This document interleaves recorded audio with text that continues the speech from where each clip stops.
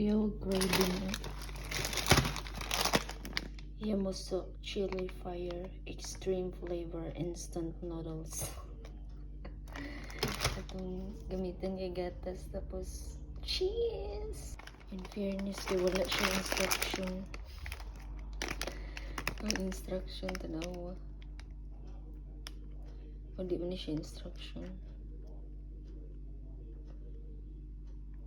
Ay, nada bugo mo na 2 minutes. Okay. Bukalan sa kanagsukod doon na. Uy, di man mo ko. Pauso ta kay mamay uso. Chopstick itong gamiton nga bulingon. Charot, di na siya bulingon nga na, di na siya color. Unya, para inyong dato ba? Guyo bukol. Ito yung adjust ba?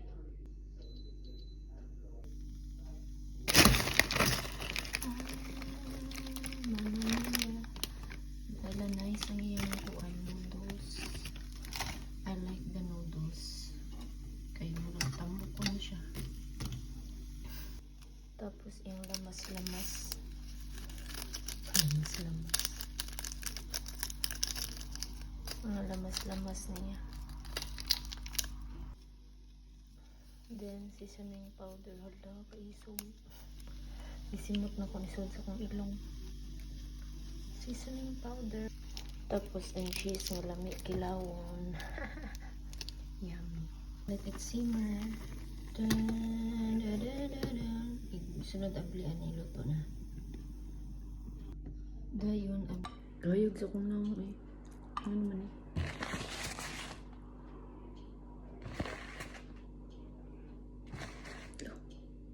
Ay, narada eh. Okay.